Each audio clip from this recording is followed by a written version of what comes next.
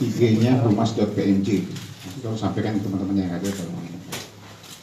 Terus yang kedua, tetap suasana masih PSBB, pembatasan sosial berskala besar. Saya mengharapkan teman-teman semuanya bisa menerapkan, kita bersama-sama lah menerapkan physical distancing, protokol kesehatan dalam hal ini. Yang tidak pakai masker silakan keluar aja, ya. Terus jaga jarak. Yang terakhir, jangan ada yang foto dari belakang. Oke, terima kasih teman-teman. Yang saya hormati Pak Wakapolres, Pak Kasat Narkoba Polres Jakarta Selatan, Pak Vivi, teman-teman dari Sat Narkoba, rekan-rekan wartawan yang saya cintai. Tadi pagi semuanya ribut, sudah telepon kiri kanan. Sekarang biar supaya lebih jelas dan setelah ini tidak ada lagi nanti yang menanyakan lagi bagaimana sih Pak kronologisnya. Ini akan saya jelaskan semuanya. Memang betul apa yang teman-teman tanyakan,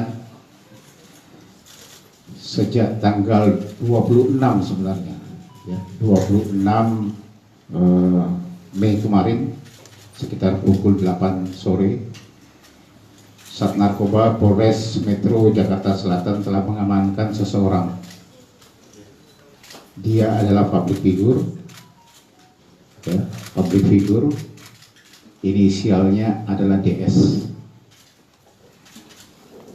Di kediamannya sendiri, itu di daerah Pondok Labu, Cilandak, Jakarta Selatan.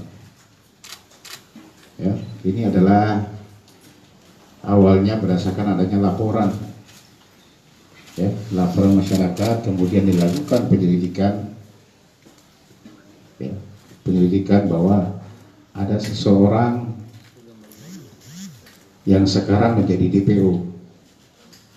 Ya, kita masih lakukan pengejaran, inisialnya adalah C, yang sering mengedarkan narkoba jenis ganja.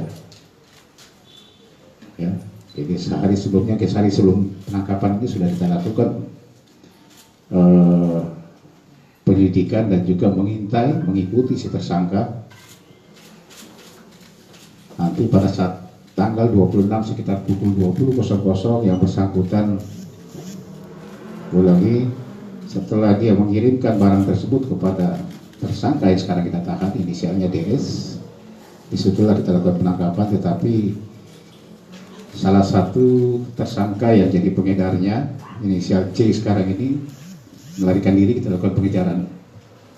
Mohon doa restunya, mudah-mudahan kita bisa mengamankan tersangka tersebut, tapi identitas sudah kita ketahui. Ya, tim sementara masih bekerja di lapangan untuk melakukan pengejaran terhadap yang bersangkutan.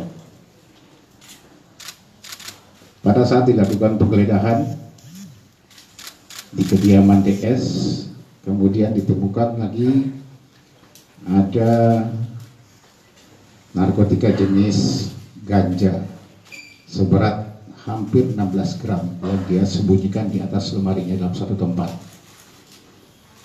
Ya, tanpa perlawanan, kooperatif, yang bersangkutan menunjukkan barang bukti yang memang sudah dia miliki, dia dapat dari inisial C tersebut. Ini pengakuannya juga. Sampai dengan saat sekarang ini yang bersangkutan kita lakukan pemeriksaan, kita masih mendalami apakah kemungkinan ada lagi pelaku-pelaku lain selain C yang sekarang menjadi DPO.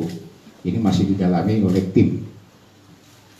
Tetapi hasil pemeriksaan awal memang yang bersangkutan mengakui sebagai pengguna, ya, pengguna narkotika jenis ganja tersebut. Memang rutin hampir sekitar 1 bulan ini menggunakan ganja tersebut. Motif yang dia sampaikan kepada penyidik bahwa ini yang pertama adalah mengisi kekosongan waktu, dan juga ada satu yang kendala buat yang si tersangka ini, bahwa memang dia katanya susah tidur. beberapa bulan ini susah tidur dengan kegiatan selama COVID-19 ini. Dia diem di rumah saja, sehingga itulah dia manfaatkan waktu untuk melakukan hal yang salah. Ya, ini pengakuannya. Tetapi kita masih mendalami apakah masih ada kemungkinan yang lain, tapi sementara hasil pemeriksaan dari penyidik Sat Narkoba Polres Jakarta Selatan memang yang bersangkutan adalah positif. Ya. Jadi kita sudah lakukan penahanan, sudah beberapa hari yang lalu. Pengacaranya juga sudah siap, sudah ada yang mendampingi. Sampai dengan hari ini memang ada pengajuan. Ada pengajuan dari tim pengacara kuasa hukum daripada tersangka ini untuk mengajukan rehabilitasi atau pengajuan asesmen. Ya. Surat pengajuan sudah kita terima. Ya. Silakan saja, itu hak daripada tersangka.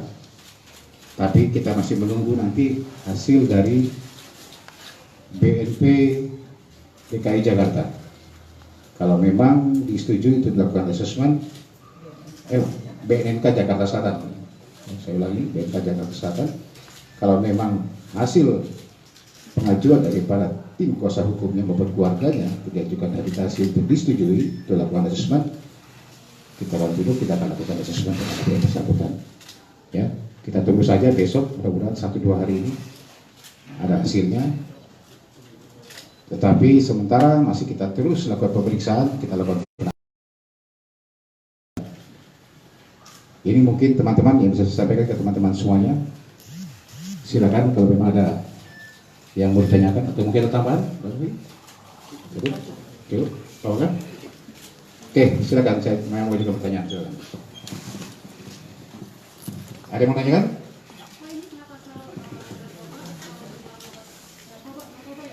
Ya, betul. Jadi pasal yang dipersangkakan di sini adalah di pasal 114 ayat 1, kemudian subsidiar dari pasal 111 Undang-Undang Narkotika dengan ancaman hukumannya paling singkat adalah 5 tahun penjara. Oke, ada lagi silakan. Pak, 16 gram itu beli langsung dari C atau secara berkala dia beli? Pengakuannya dia langsung beli dari si C ini. 16 gram langsung? Iya, ya, itu pengakuannya. Tetapi memang selama kurun waktu, selama kegiatan karena adanya pandemi COVID-19 ini memang 1 bulan ini rutin dia berpemakai. Oke, yang lain? Pak, apakah penangguhan dari itu dan jaminan dari keluarga dari istri misalnya? Maksudnya? Soal asesmen tadi yang diajukan itu? Iya, saya sudah sampaikan tadi bahwa kuasa hukumnya sudah mengajukan untuk rehabilitasi itu lakukan asesmen. Ya, kita masih menunggu karena bukan kewenangan kita, akhirnya di BNNK Jakarta Selatan nanti, ya, Badan Narkotika diajukannya ke sana.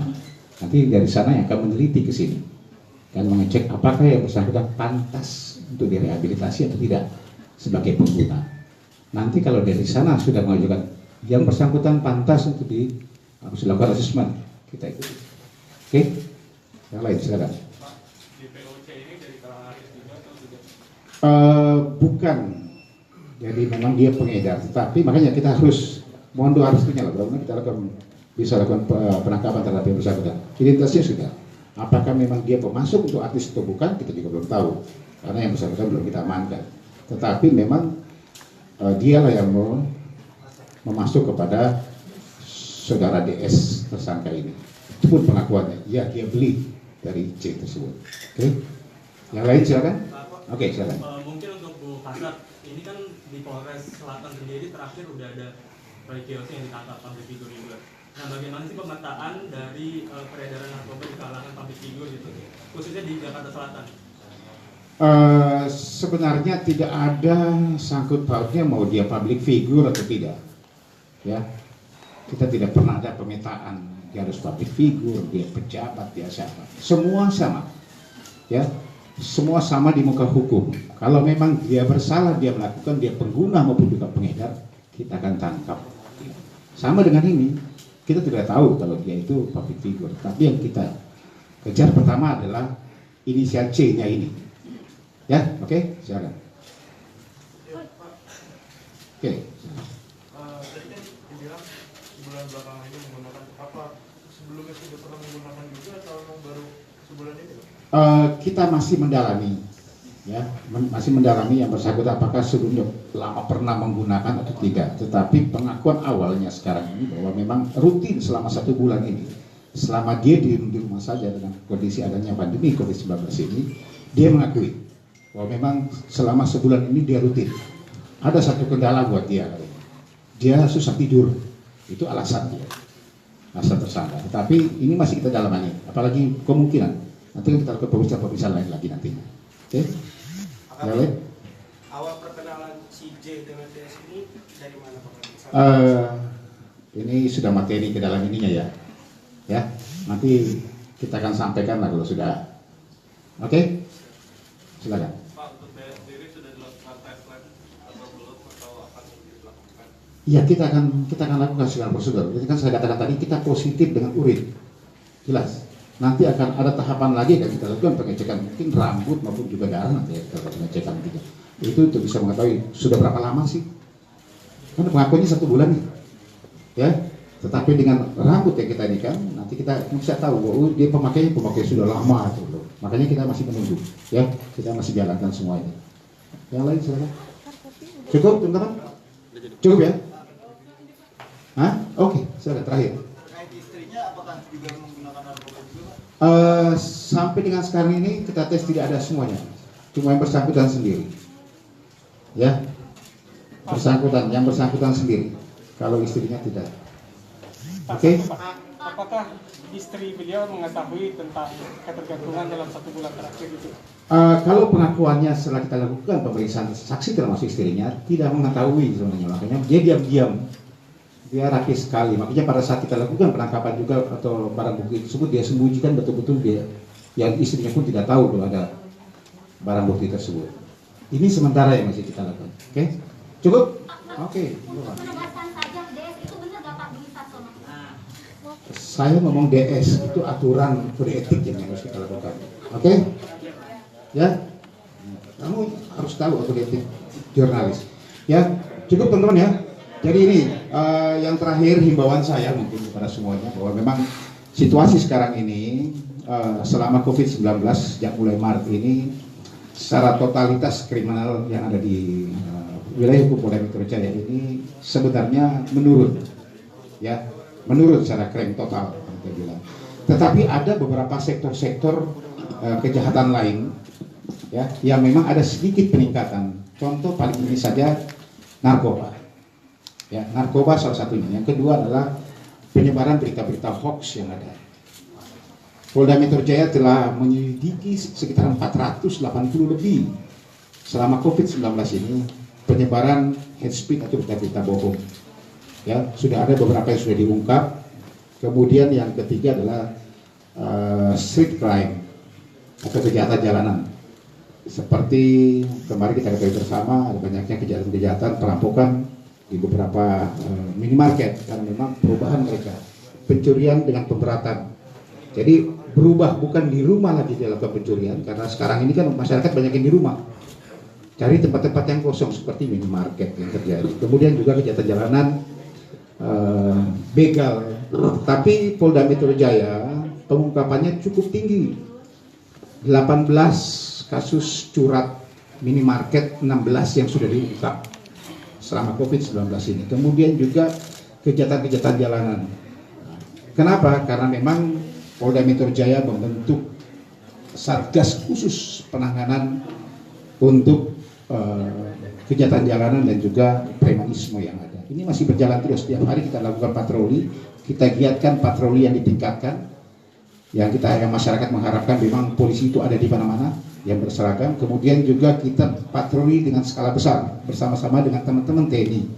Ya, teman-teman boleh lihat tiap malam kita giat di mapping mana jam-jam yang rawan di kriminal yang tertentu. Kemudian disitulah kita plotting hasil mapping dari masing-masing wilayah. Tim khusus ini yang bergerak, ya. patroli terus kita lakukan, pencegahan terus kita lakukan. Ini mungkin bisa sampai teman-teman. Terima kasih. Assalamualaikum warahmatullahi wabarakatuh.